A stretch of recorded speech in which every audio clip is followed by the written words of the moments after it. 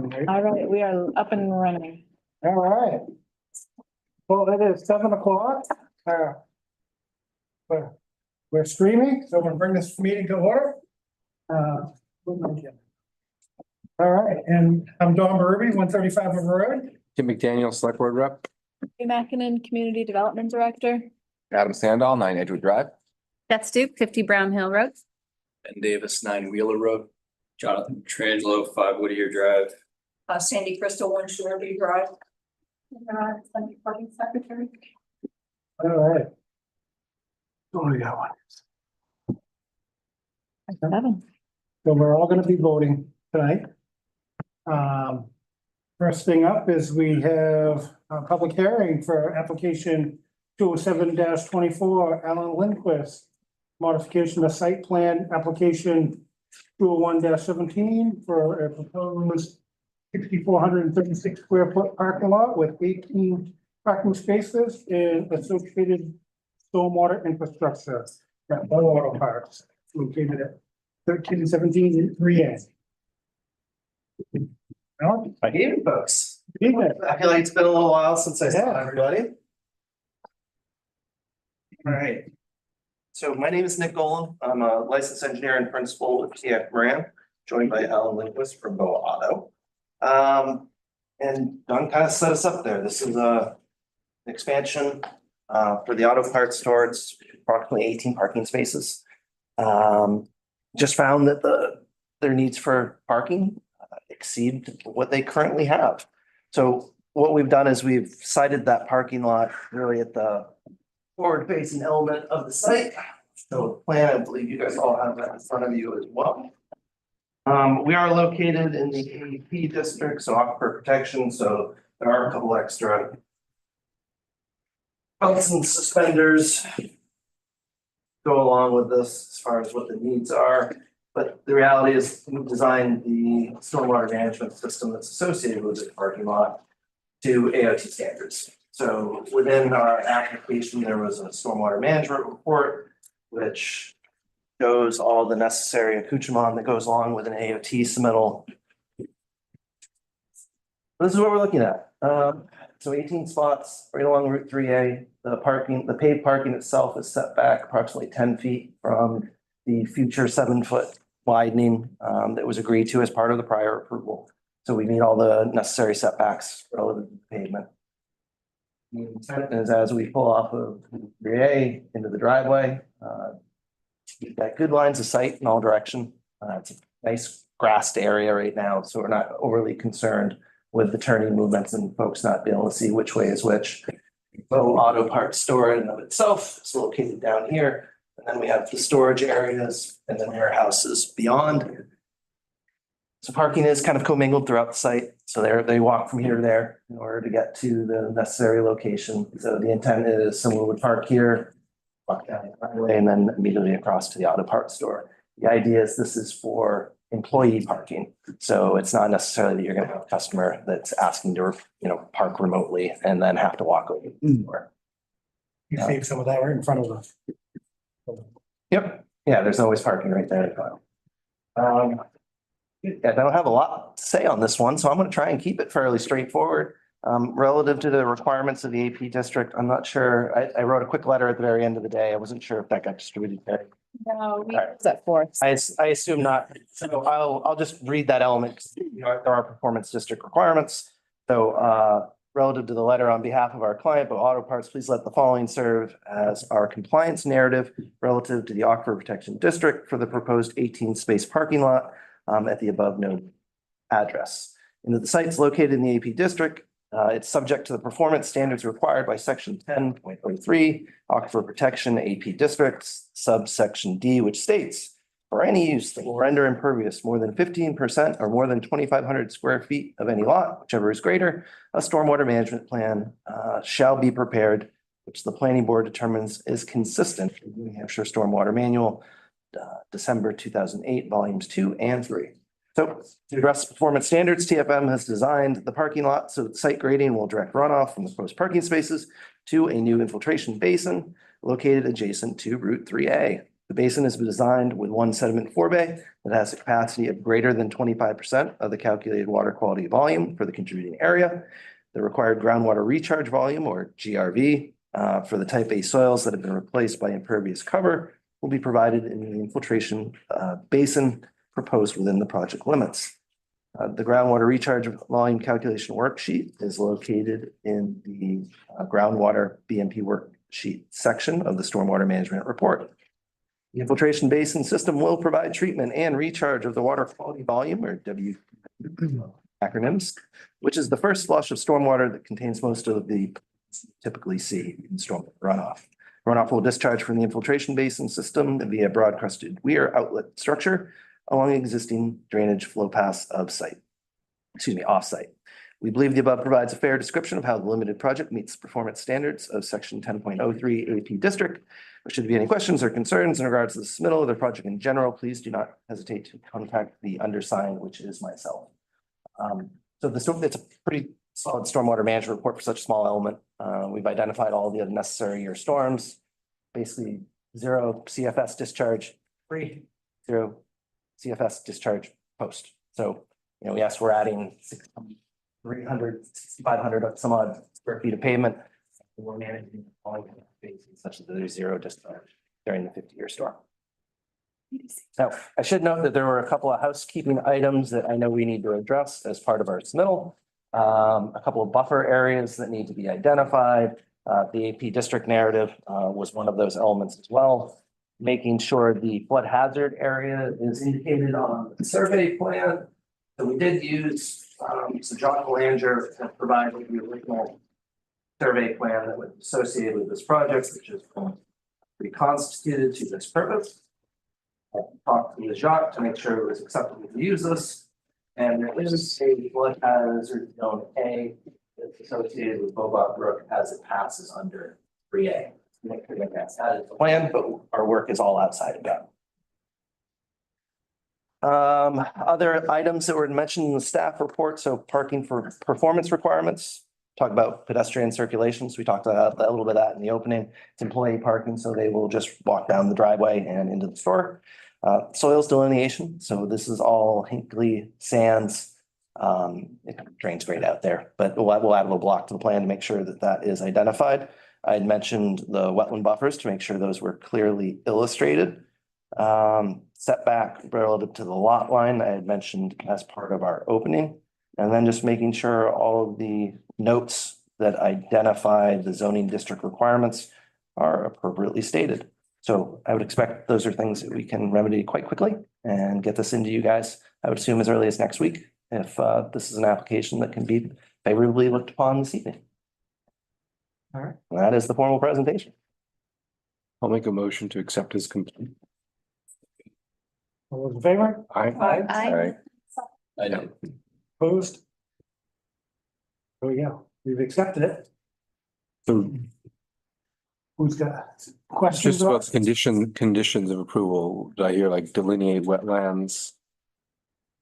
Yeah, so What other conditions? basic, I have a quick question before we get to conditions, I guess, on the lighting. But I saw there's looks like two proposed light, are those down? Downcast, dark sky compliant, LED fixtures, all consistent with the town about regulations. and I didn't, There should be a note on the plan too. There's a lighting. Yeah. Print the lighting. The requirements. Yep. Okay. yeah, there was a lighting plan that showed that the light doesn't leave the site, which is required also. Yeah, that was I didn't my main- Print it because. Perfect, thank you. My other question was around any landscaping along 3A. Yeah. Pretty street in the world, but Well, one of the things we can tell from Alan owning this business as long as he has is one of the nicer looking businesses in town. I mean, they always do a fantastic job with their landscaping. Lawn always looks impeccable. Should get my lawn to look like that. But we did provide a little bit of element screening here, so some October, or a lot of nice pop color come fall time. Some ruby spice Somerset and also sea and juniper. It really breaks up the massing of the parking lot. So as you're driving by, you don't feel like there's a parking lot sitting next to the road. So I think it provides a nice complement without overstating itself. We don't want to overly compromise snow storage. So if we fill the you know, a berm of trees around it, then it creates other complications. So I think it's a nice balance. Question about salt tolerance. Hmm? We all know that 3A gets Fairly salty. hammered with salt. Did you select species that would survive there? Yes, Mike Krasinski, who is our licensed landscape architect, did take that into account. I will confirm with him, but my understanding is those are all species that can deal with those salt issues. So some of it goes the other way. There is- Can you be more specific, please? That was really, that was, I know, in my head, it made sense. When I said it, it made sense. So the little length that is the driveway that comes in. He knew what I was talking about. Yeah, no, Yep, it does drain internal to the site. Continue along natural flow. The reality is we're talking about 600 square feet of impervious. It's an 18.5 acre site. It's a loss in the wash. And when you think about what that percentage change is, it's less than 1%. It doesn't create any increases in the peak rates of runoff or the volumes discharged from the property. So does it go, I can't tell from the contour, does it go like towards the site or towards the road? So for here, nothing goes towards 3A, everything drains internally to the site. Okay. Actually, a little bit down Chagrin, but when there's a little bit of extra area that drains into the site. Right. But really it drains down the driveway and then flows towards the back where they have other stormwater. Some of it does go to the office detention ponds. Yep, there's a as well. stormwater management basin that we had designed as part of that original project. So it's kind of a little bit of a crown road, but my expectation is really. Maybe this little chunk is ultimately going into the stormwater management basin that is behind Bowato. And then there's really this small portion here that then will drain along natural flow paths towards the back of the site. But again, it's if you're taking 500 square feet and cutting it in half, it doesn't account to an actual calculable number. So I guess the only other thing is, I mean, the pond looks like it's like super narrow at the bottom. It is a couple feet deep and it's gonna infiltrate, but like if you get sediment in that, it's not gonna take much sediment in there to kind of clog that little area up and then you lose. I did look at the stormwater report and there's like, it's supposed to infiltrate like everything. Like there's zero, like for every storm event, it's like zero. Zeros across the board. So we did take that into account. We actually oversized the forebay for that purpose. It's New England, we use salt, we use sand. And making sure that there's an adequate volume within that forebay so that you don't have that overtopping element. So it's 2 feet deep. We are supposed to provide 25% of the water quality volume. I think we have closer to 50 relative to the volume within that forebay. We thought that was appropriate. Kind of belt and suspenders, just knowing that we want to make sure it stays infiltrative when it comes to the infiltration basin. And The only other thing I had was this wall, the rock wall. Is that like an important wall or historically important rock wall? not that I'm aware of. There's really nothing left of it. There's an old telephone pole in there. It's not a wall, really. It's a pile of rocks and there's not many. I don't think it would. A better description probably would have been rubble wall or something along Yeah. those lines. I actually think there was a photo of it in the water management report, because we kind of thought the same thing. Make sure this isn't an element of any importance. So on the topic of the sediment in the stormwater basin, is there a maintenance plan? There is. So included in the appendix of the stormwater management plan also includes the operation and maintenance of that. So you're gonna have to clean out yourself when it enters into the forebay. Really, it's just a visual inspection to make sure that the basin continues to operate as it's intended. It is supposed to be grass lined, so making sure that continues to be there. It is a sandier area, but the reality is it's gonna be stormwater on a pretty regular basis, so it should get the water it needs to make sure that grass continues to maintain itself. Does their plan, their infiltration or whatever the management plan is that they have, does it incorporate all the other ponds and things that they have out there? There is a separate operation and maintenance plans that are associated with that. So we didn't update we'll say the prior Bow Auto Parts one. We really just did it as a supplement. So, he knows how to maintain that parking lot in and of itself. If there was a desire, we could certainly add that into it, but We're gonna take care of it. Yeah, I mean, I don't know, just make it easier for him. We have the basins sucked out every time it needs to be done. We have the other four, I think it's a 4-bay one that's down in back of the garage. We have it cleaned out. And it's usually just the first one that goes into catches whatever it is, and the next is just water, and usually doesn't even make it to the fourth one anyway. It's all gravel there, so it just, And I imagine if you have them come in to clean out one, you're gonna clean them all we always do. Yeah, yeah, you don't want them to pay for one. Yeah, we do. I have the benefit tonight of having an applicant who actually follows through very well on managing his site, so it's not always the case. But Alan has an excellent track record of making sure he's done a nice job with that It's property. the same thing as about the trees and stuff. We're gonna make it look good. So, No, you got a nice looking property. Actually, had yesterday morning at the Business Development Commission meeting, they come before to ask what comments there are, and one, I don't think it made an official comment, but the one I heard at the table was, oh, Alan, he follows the rules, and that's. try to. Be on the planning board. But no, I mean, the project, you got a nice place there. And Thank you. Try. I have a question. Is there any discussion about how the pavement will be treated in terms of the, winter? How do you currently manage your paved areas? We do our own Handing or? plowing with a loader and stuff. And then we have someone come in when it's icy and slippery, and they usually a mix of salt and sand.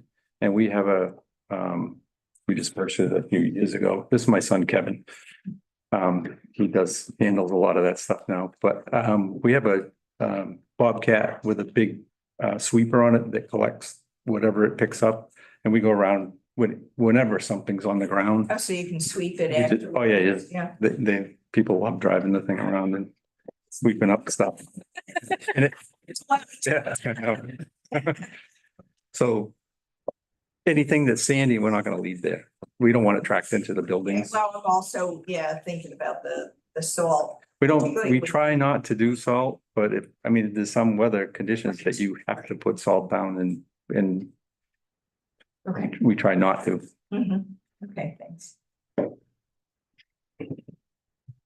I'm just gonna ask, so did you able to clarify the wetland buffers? Just make sure that. We'll make sure all work is outside of those buffers. It looks like you're well out, just as far as making sure the plan is accurate to show the correct. As part of the resubmit, we'll make sure all buffers are shown and then all work is outside of said buffers. Yeah. If we realize otherwise, we'd be into a conditional use permit for Yeah, this. no, it looks like you're well out. I just want to make sure it's accurate. I'm not sure if you got the 75 feet for the surface water for Bog Brook, because I think that might have changed since the I last. think they did, they grandfathered it at 50. That's what they told me. Like, You're gonna have a hard time. I think we're outside of the 75, but that's what I was, because I bought the little plot of land from Audley when they, that's on the other side of the brook. Wait a minute, they own it on the other side, so it was on my side of the brook. So I bought like a little section, whatever that was, and added it to it. And they told me that I had to be 75 feet away from the brook on that land, but I was okay at the 50 on the land we already owned. For how many years? 40 years, almost 40 years. So shorter answer, we'll make sure we're outside of the buffers. Bars. I'm just saying. I did like the segue.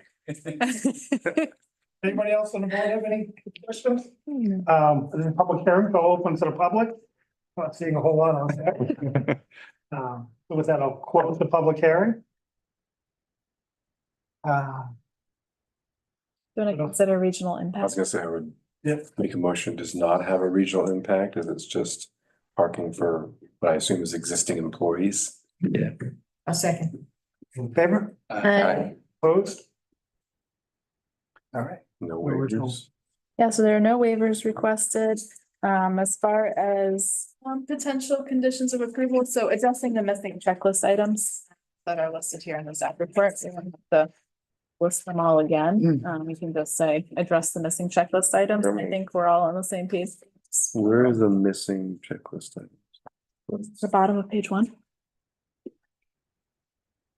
Thanks, so we'll make a motion, we'll just. Yeah, you can just say missing checklist items. And then the standard stamps and signatures on the final plans and the conditions on the final plan. And then anything else that you guys might want to add, but it's a pretty straightforward project. How many employees you have there? 70 something. Oh. Wow. Yeah, So where's the next parking lot gonna go? So you're gonna need I don't a know. piece of land there at some point. I would rather have way less than that. Yeah. But these guys are starting to take over, so they want to grow and grow and grow. But there's only so much land we have. Yeah, I mean, you really are not, The wetland. there's no more really expandable. No, it's the checklist items. So now it's You're not put a parking garage in. to go up. Items and. Oh, hopefully this, On the final. yeah, but make it, a lot of times we have people come and like visitors that come, they might be a group of 10. If we had no place for them to park either, so this will help out for that too.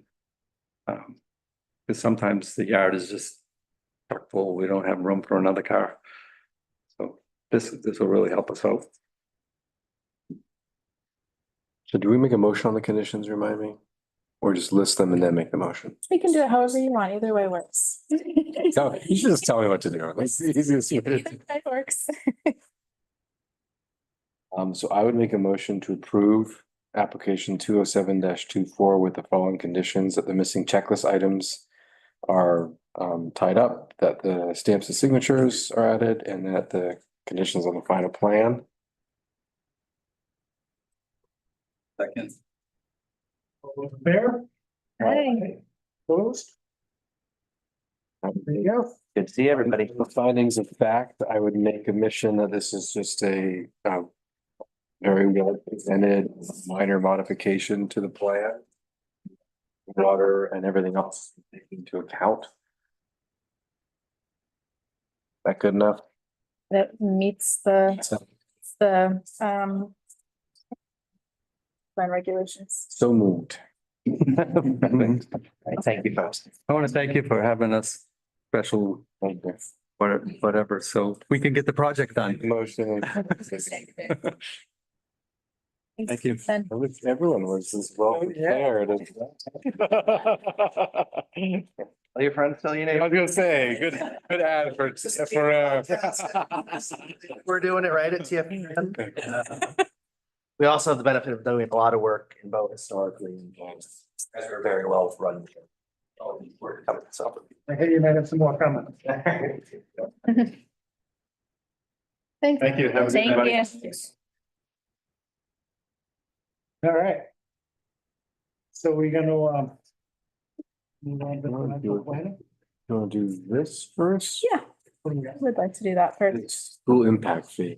Yeah, so well, a while back now at this point, we had talked about, it was actually Selectman Poulin who brought this up, but to consider implementing a school impact fee that would help offset the costs of the bond to pay off the elementary school addition. So we brought it to the planning board. The planning board authorized, the selectmen authorized funds to conduct this study. This is the report. And in terms of just process, we will look at this eventually. We have to have a public hearing. Yeah, We'll eventually say yes or no and hand it to the select board. you guys can make We a get to decision decide. here, selectmen or not. All you had to do is, all you had to do with the selectmen is pay for the study. Okay. So I just got this yesterday. And so I wanted to bring it here and let you guys have a quick look at it, and then we'll schedule a public hearing to actually make a decision on it. But I just wanted to give you the preview first to kind of read the temperature of the room. I read it. I actually read it. So basically it's like $7,000 about revenue build for the next 20 years. What was it before? Just for, I know, I was gonna look that up, and I forgot to. Does anyone happen to remember? For the high school? I thought it was more. I thought it was like, I don't know, over 10. A lot of other communities have 10. Well, just based on the 1,000. cost, I assumed it was more than this. we're trying to Yeah. cover, when you add in the interest on the principal, you're trying to cover sort of 17 million for the elementary school edition. That's high school, a lot more than that. Yeah, it's a little different size of project from Right, yeah. the high school compared to. What we get eight. The only other question I had is if we did something with the community center, I assume that would fall within what you can do an impact fee on? That would be a recreation impact fee potentially. Mhm. So we have a couple of new alternates. Do you want me to give a quick 2-minute, what is an Yeah. impact fee? Same. New members. So an impact fee is an option for towns to charge. They're charged for new construction. Here in Bow, that's single family homes, but there are categories for other types of dwellings if anyone ever built a different type of dwelling. So currently we have an impact fee for the public safety building. It's about $1,000. And that goes, we collect it, it goes directly to paying the bond for the public safety building. It has to be proportional to the amount, the part of the project that is adding new capacity. So that's why there's whatever, an 11-page report here of how they calculated it, because not all of the elementary school project was about adding capacity. Some of it was about retrofitting the existing building. Some of it was just different uses of space, but I think they counted 6 new classrooms. So we're new capacity for new students based on new dwellings. And then they basically look at how many students are in a new house and dividing out your fair share to pay. So it's a one-time fee when you occupy the new dwelling. When you build a new house. Yeah, so when you get the occupancy permit to build a new house, that's when it's charged, and it's, one time only for new houses. Having built a new Seriously. house recently, you don't want more fees, but sadly $7,000 is. You wouldn't notice it, right? No, I didn't, apparently I did pay one, I didn't know it. So I guess my builder paid it, I don't Yeah, know. the safety fee right now, it's around $1,000. And sometimes the builder just pays it and they just wrap it up into it. and Sometimes. that's it. Yeah, I wouldn't want to do it if it was gonna like deter development. Right. But I just don't think that $7,000 is going to stop a single soul from building a new No. house in our town. And it is, you're adding to this. Right, it's what related needs in to the school, it's the related to additional, it.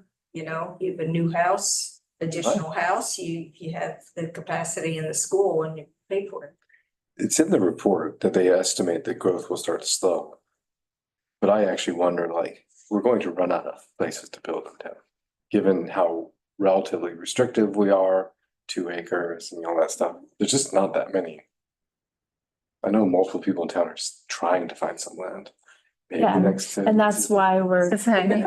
and that's why we're seeing proposals that are getting, say, creative with how to. More challenging land, yeah. So I'm not sure it'll bring in as much money as we want, but I'm certainly, after a public hearing, I'm. The other thing to keep in mind is that basically the number they came out with, this $7,800, is maximum amount that you could justify based on these calculations, but you don't necessarily have to set the impact fee to the full amount. I You mean, could, is it just for a new resident or does it change with bedroom count or? it's just I was gonna ask. flat, new house, you pay it no matter it's if it's 2 proportionate to bedrooms the- or 6 bedrooms, it's all the same. Some communities do separate it out and you pay per bedroom or it's per square foot, but then it gets complicated. It gets paid directly to the bond. Yeah, so we collect it in our office and then it gets set aside. It never touches the general fund. It has to be tagged, and it's great doing them for these types of projects because it just, each year the bond payment, they scoop out that money. It's in a separate account. Frees up other money though, along the way. Exactly. Yeah, and they're gonna pay- Suddenly this Exactly. other pool of money becomes more available. It's not always tied directly to a bond like this. Like when I worked in Salem, we had traffic impact fees and they were zoned for the town, and then we could use those for traffic and like improvement projects that would add capacity. So like building a rail trail along the road adds capacity because you're taking cars off the road and putting them on bikes. But they expire after, I think it's 6 years, and you have to watch them so carefully to make sure you spend them in time, or you have to give them back. But this is great because we never have to worry. It just goes straight to the bond payment. Never have to worry about them expiring. And once the bond's paid for, Then it stops. it has to stop. Yes. And so we're gonna schedule a public hearing. When's our next meeting? The 17th. I don't think we have time to post it. Because it's a Monday, so Would that be an ideal thing to do on our first meeting of the month? we could do that. We could do that. So do it the November 7th. Thank you. November 7th. I had a couple, well, first comment and then a question. So the comment is, I thought it was surprising that the projected enrollment numbers for the middle school weren't higher than what they're. From some standpoint, in that, the elementary school, when you're adding in Dunbarton to 7th and 8th, I would expect those numbers to be higher than what they were. It was a little bit surprising to me. So that was a comment. What page is that on? Page 6. The numbers are pretty flat. 527, 549, 526, 529, 522, compared to elementary school, roughly the same within 15. So I thought that was a little odd. I would have expected the numbers to be like 30 to 60 higher for middle school, but that doesn't matter to this. My other question is on page 9, because I didn't really understand like the multi-family condominium. So I get the single family, the 2-family, but if there's a 3-family home, it'd be a lesser amount that would be, Per unit. but still, if you Still take less, 3 yes. times 1826. A lesser impact. I mean, it's a lesser. I think it might be because a lot of our multifamily is senior age restricted, which means they do few if any kids. And that might be why it's saying, because they looked at how many, I think they're looking at how many. What happens if you get a development where you, like, what it was potentially off of Logging Hill, right? Yeah, And that's what I can get concerned about with the. Like if a condominium went in. But the fees don't seem to be corresponding to even the per unit. That was just an observation, whether it's right or wrong. I just didn't know how they came up with that 1826 per unit for a multifamily. yeah, so it's because.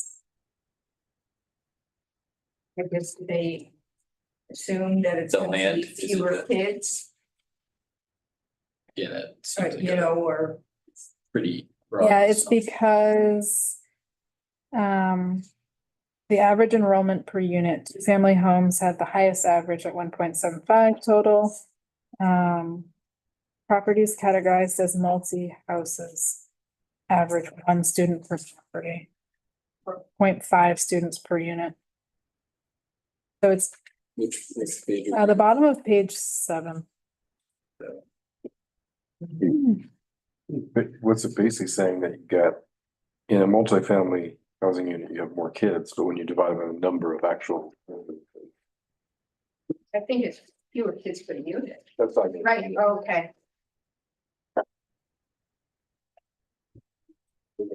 Oh, there's more. I guess that You're dividing it by multiple residences. So. And like I said, their numbers are, it's hard because we have so few multifamily areas. Right. So it's hard to make statistical assumptions from that. Since we suggested they become multifamily. So impact fees is something on any application we can waive too, correct? I believe you can You know, so when somebody's coming in with that with the elder, 55 plus. Yeah. You have the option of waiving or reducing. right? And that's been done in the past. Yeah, school impact. That's been done in the past. I think I've seen some of the Yes. 55 and older ones that they've been reduced school impact fees. So there's nothing else. I just was hoping to get, that's exactly what I was hoping for, just to see if you guys were like, whoa, that's crazy, or let's schedule a public hearing. So that November stuff. View site plan. Is that for us? I don't have a lot for you. What, I thought I wasn't gonna be here tonight. But I am. I guess what I'm hoping is that do any of you have anything? We talked about my list of ideas for site plan subdivision regs last time or a couple meetings ago. As far as zoning ordinance goes, are there areas you guys want to focus on? I don't have Well, we anything. talked about I think the HOA. I guess I don't know how we want to. For the cluster subdivision, whether we wanna make that a requirement or. That's a good one. Okay, so on open space subdivisions, right now we require the HOA.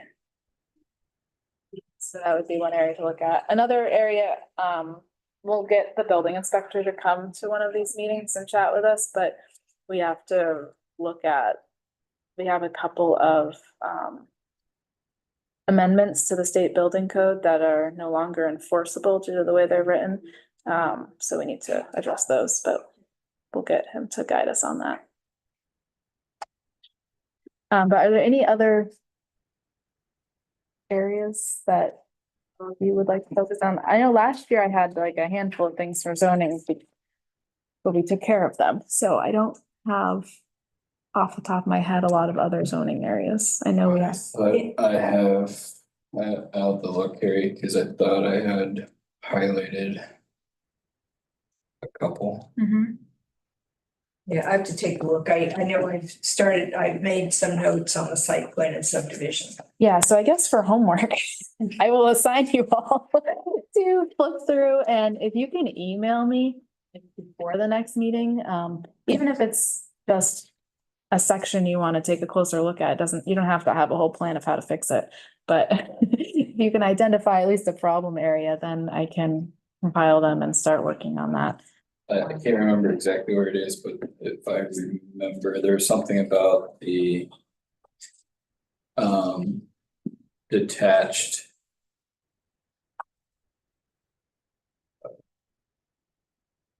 I guess, Dwelling, other detached ADUs.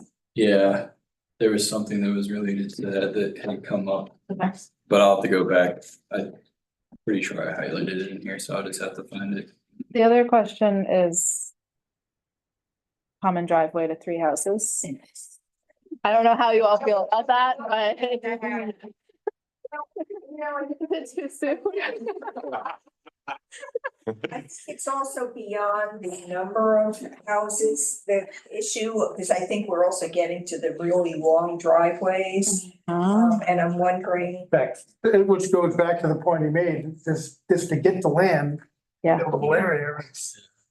Uh-huh. They gotta I get don't have, creative. I don't have a leg to stand on that one. So, Yeah, you got a pretty long driveway, don't you? yes, but your lot is not. yeah, 100 feet wide at the front. When did we make the rule about 3 houses on one driveway? Not that long Years ago. ago, yeah, because, you know, we had said you could have a shared driveway with 2, and so that was there for a while, and then we realized, well, let's minimize driveways. Let's make, 3 shared, but we weren't thinking of, 1,000 feet long, that's common. We were thinking of something, I mean, And- that was in our mind when we were thinking about. I wanna be careful. Yeah, it's 2020. Yeah, I wanna be careful what I say, but also the issue there really was safety, that we have people saying this is not safe. I'm not against 3 houses on a single driveway, because we're talking about Yeah, a lot But I of wonder development. if there's a length component. and that's really what it should be, because, where, this latest one, it was literally a road. I mean, a post office wants to name it a road. Yeah, I mean, which kind of takes out of, Well, I think. and I don't know how you do It's that, also a safe.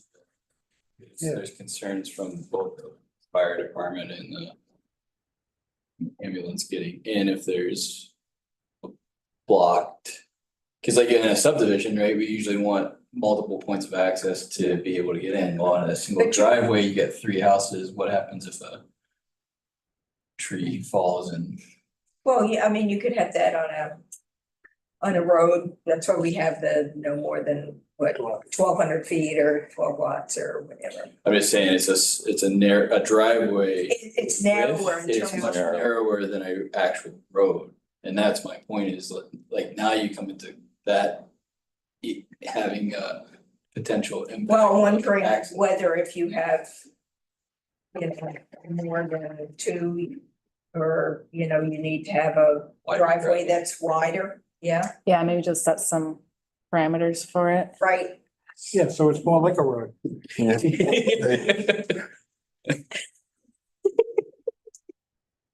mean, cause that's like the issue is now you're talking about a wider driveway with. Like then the setbacks become issue, like there's so many things that they come into. Yeah. More But paved. then also some of More the pavement, ideas snow storage along it. came into play also in some places where you would have a wetland crossing. We don't want to have 3 driveways crossing the same wetland. Let's just have one driveway Yeah. crossing the Yeah. wetland. So Which on this, last project, I mean, it did minimize that, right? I mean, yeah, Well, that's true. Even the one that was back off of, The Tyler was yeah, just one, actually, that's pretty minimal wetland, but yeah. I can also come in and go over some stuff with you. Yeah, anyone. Nothing better is to do. Welcome to come visit me and we She can, likes visitors, I do. Yeah, I'll have to take. a so I'm happy to come in. Okay. Do stuff with you. There are a couple things that I think could have more clarification, and I've made a lot of notes over the Okay. couple of years. But one of them being that you can't be within 50 feet of an intersecting road. I think that one we can have more clarity over. Because that's also in the driveway regulations, and it's twofold in the driveway regulations. I don't have it in front of me, but it says it talks about corner lots, and then it also talks about intersecting streets. So it almost makes it seem like two I don't know. So I think some more, it's a little confusing. So some clarity around that could be beneficial. that's in the driveway regulations section. I think so. Well, yeah, because you can't have it says you can't have a driveway within 50 feet of an intersecting road. And is that a corner? Is that if you're on a corner? Is that a cross? Like, yeah.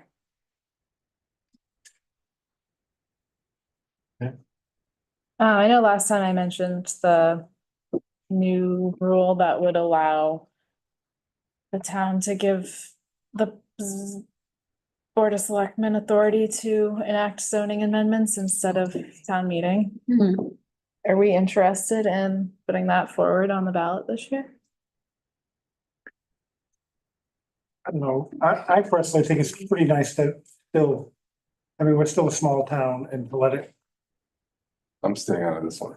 I'm not that dumb. To let the changes go before the vote. I would, I know that a lot of people have no clue what the zoning No. stuff is about. They just, not at all. And this is, most people look, how many are in favor of it? All of them? Right. Okay. Right, Yeah. yeah. The questions don't normally come up unless there's a couple of, opposed, when it makes the ballot. And then maybe, there's a good question. It's also, I mean, this is the first time this is becoming an option, so we can wait and Wait see a and little see bit if other to see towns how do it and goes. see how it goes. We don't have to be first.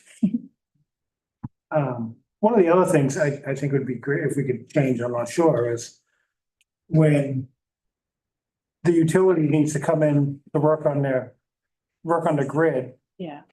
Can you- Um, can you just do that? I mean, where, we're not, we can't deny it. I mean, I think it's good to have to present to the town so we can make sure they're practicing their, best practice management and, taking care of wetlands, but it's, Does that fall into what you were talking about doing, like that pre meeting where stuff like that can get approved without having to come to Could. this. So there's a chart in the wetlands.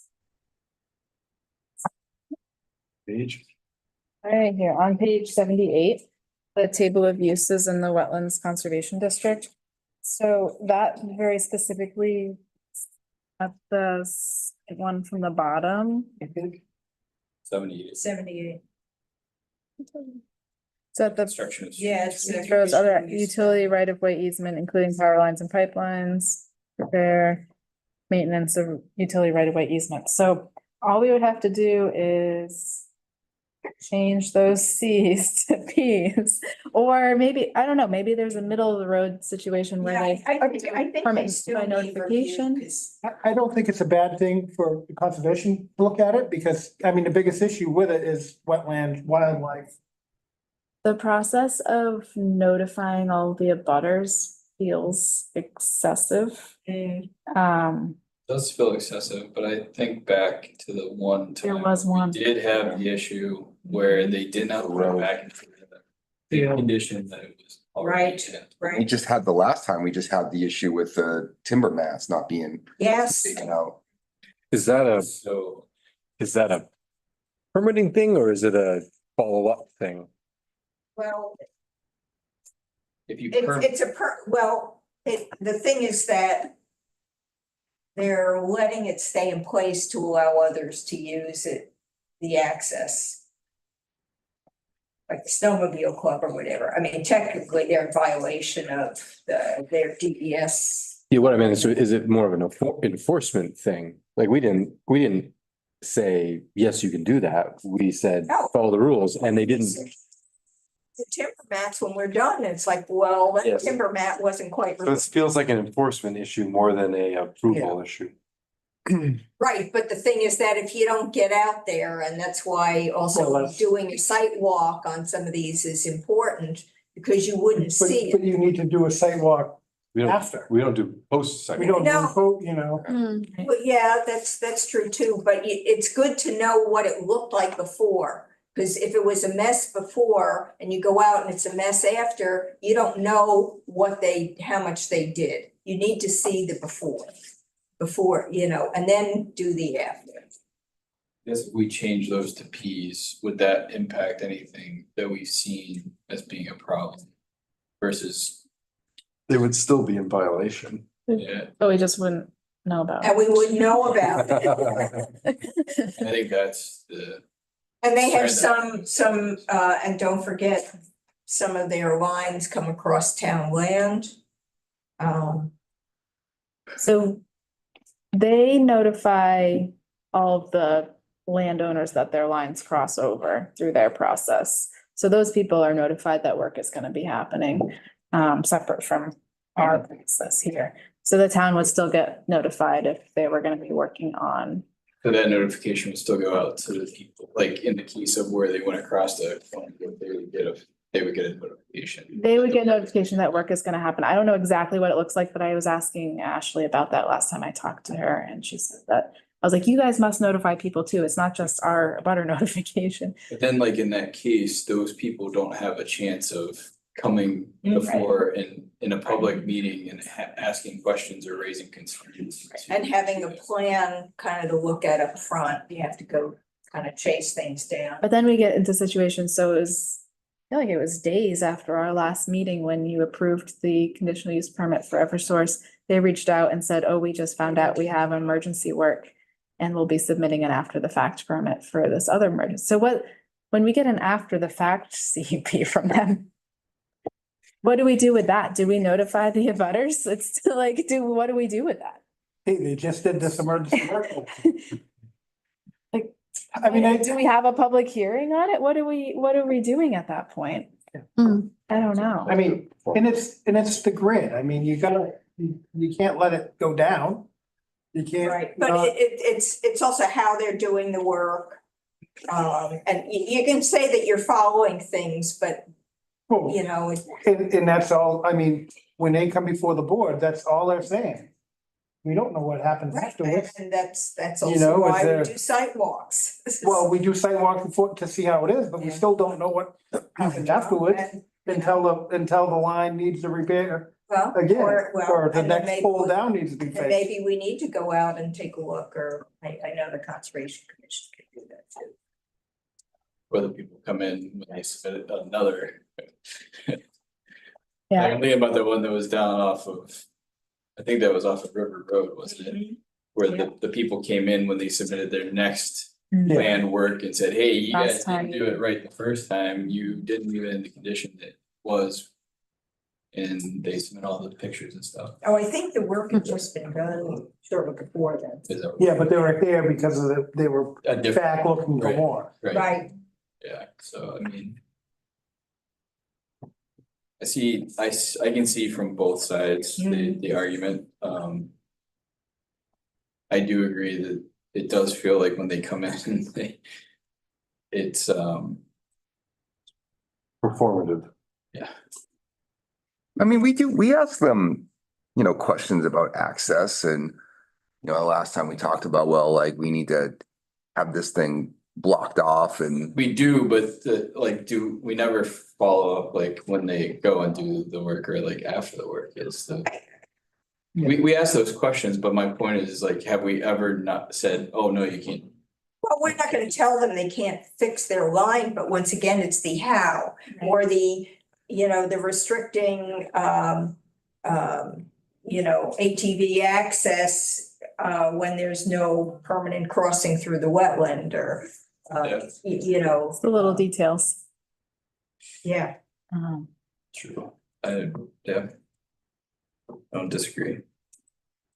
Yeah, it's tough because their applications become extremely cumbersome because it's a swath that cuts through tons of parcels, so they'll frequently have, 70 plus abutters that we send out notifications to.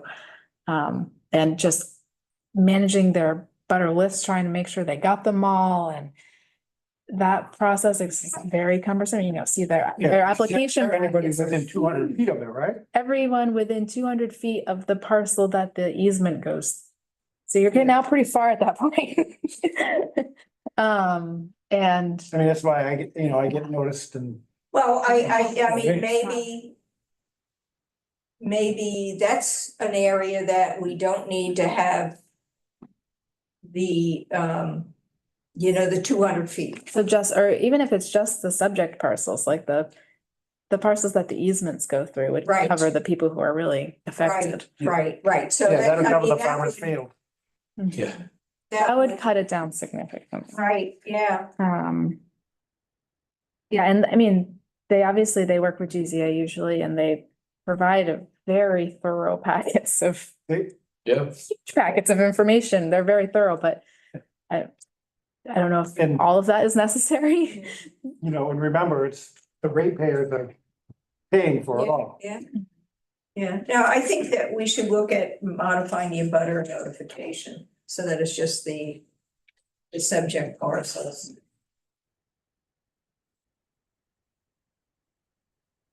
To figure out where to put that. I don't know how that works in, but we'll figure that one out. Cause we don't really have a section that's dedicated just to. Well, I guess the other thing is, where do we have the butter notification? So CUPs just refer to the site plan requirements, and the site plan refers to the subdivision. Now, maybe that- Not have, Not do that, yeah. Yeah. Yes. but we could always say, you can always have an exception that, Yeah, in the CUP section, I think we could make. for Utility. utility maintenance or what have you, it's just the Yeah. subject. And parcels. make it clear that it's just maintenance on existing lines. If they're gonna Yes. do something new, do the Right, whole- right. full shebang. Probably just cut and paste that from. The table of use. Except it says construction. Yeah, so we would just pull out a section It of would that. it would be the maintenance of the second Right. part of that sentence. Yeah, Which. repair and I mean, maintenance of utility right of is- ways. replacing poles, what, you know, I mean, they. Yeah, Right. yeah. It's an existing line and they're doing work within an existing line. Mhm. Okay, I think we can make that happen. Minutes? Yeah, they look like very good.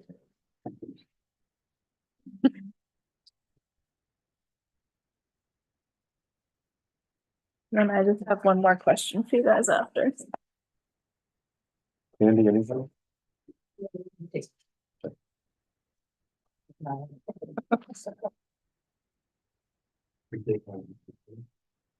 One of these days, he's gonna have no comments. It'll be a real. I think we'll find out what month your birthday's in. Okay? 2 years.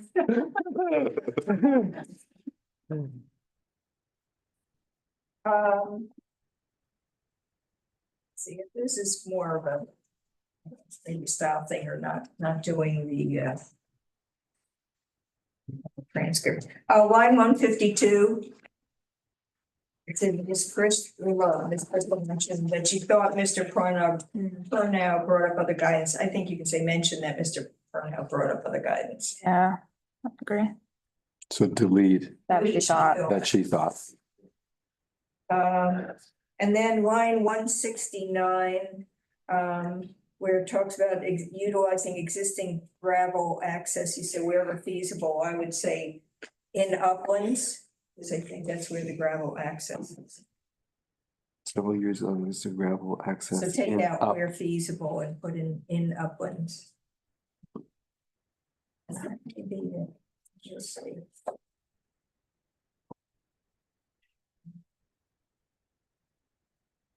Oh, just, I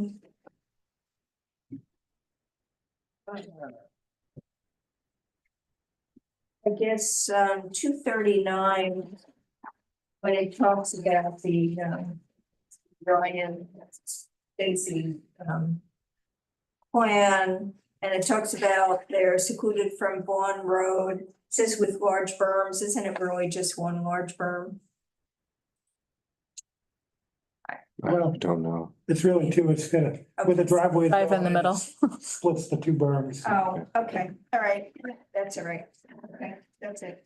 Splitting hairs or splitting berms? Yeah. Minutes is amendment. A second. All those in favor? Opposed?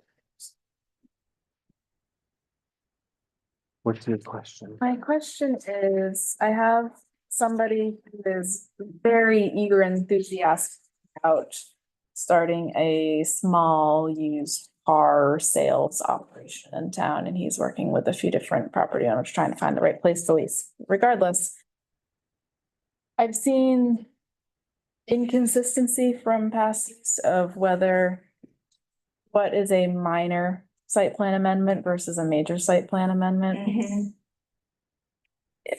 I don't know where the Is line there is. some way to distinguish them? I mean, do you have any thoughts on? I mean, for future, I would Right. like to create a separate change of use process. But for right now, we have, and here it talks about the criteria. I've seen change of uses happen as a minor site plan. So the basic difference is whether or not the abutters get notified. That's really all the difference is. It still comes to a meeting regardless. What's tricky, one of the, sites he was looking at had a previous change of use that they did as a minor. He's like, so I was like, well, I guess if you're changing again, it should still be minor. And some of the other spots had done change of uses that were major. So I don't know where the line is. I kind of leaning toward minor, and it's up to you guys. He also would like to get on an agenda ASAP. And so if you were willing to have him come at the early November meeting, told him I would ask you. So does he have a property yet? He's got 3. I'm trying to pick which one.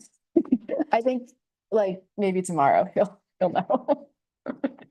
Are they all in like 3A area? Must be all over. Yeah. Yeah, in that area. So car sales are only allowed in the commercial zone, which is pretty small, the pink up there. Really?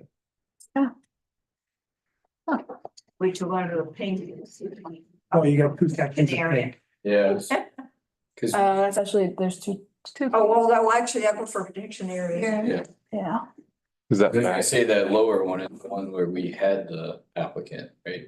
let's assume where the Mack truck thing is going. The car sales. So, The lower pink one is. Yeah, he's gonna have to get a special exception for that. Ah, okay. really, Yeah. Yep. Okay. So that might be something we want to look at for zoning. yeah,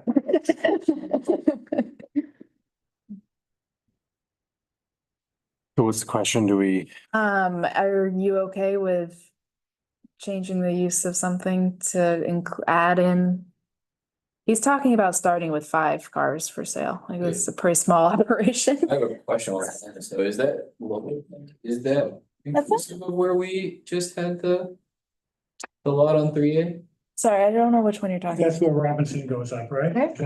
That's Robinson Road, right there. yeah, Yeah, So it's probably lower than, so we had a Why don't we- site plan that it's down close to the power lines. They've like leveled it out. Mhm. That was supposed to be a car dealership that was going in there, or a used car. oh, yeah. Talking back- about the JJP, the one that had been approved years ago and they brought it back. No, the new lot put in right next to the Not right. power lines before you get to the truck stop, Yeah. before the Southern River Road. That's why. Oh, wait, how recently did it? Oh, that was way down like over here. Yeah, Within the year. correct. How recently did it come to the Within a planning board? year. Within a year. Yeah, cause they started breaking ground like Yeah. 3 months ago, 4 months ago.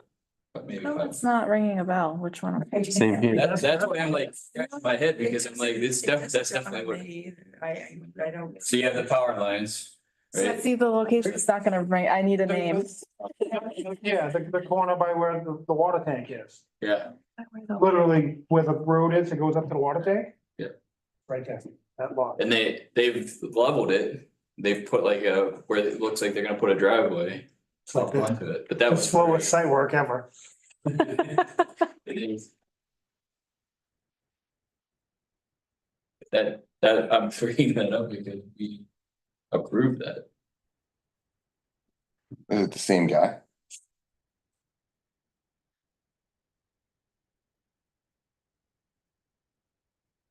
Slow, it's gonna be hard to name. All right, so we are over, where are we? Go, So, go south. Oh, are you talking about, Yeah, keep going. are you talking about the one off Ryan Road? No. No. It's off of 3A. It's like right over there. There's River Road, Uh-huh. there's a power, it's, That's, this lot right here, I think, yeah. This that little, long Yeah, that skinny little- lot. Yep. Yep, oh, this one, okay, it was before me.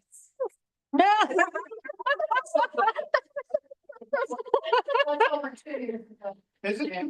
Yeah, that, I know his name, I knew it, the folder's been sitting up there on the counter since I got here, yeah. He just like pulled- 2 years ago. No, so he I mean, has, I guess it took a year for the site work to start, and they've been working on it for so a he year. got a special exception. Over 2 years ago, because we were worried that it had expired, because he hasn't, if you don't actually do what you got the special exception for within 2 years, it expires.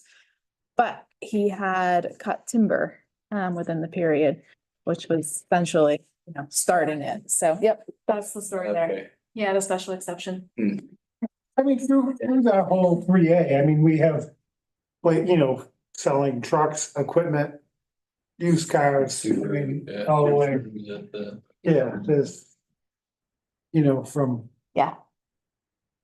so I mean, it is probably something you should, So I'd say let them come on the November meeting. The early one? Yeah. Yeah. And as a minor change, is that what we're okay with?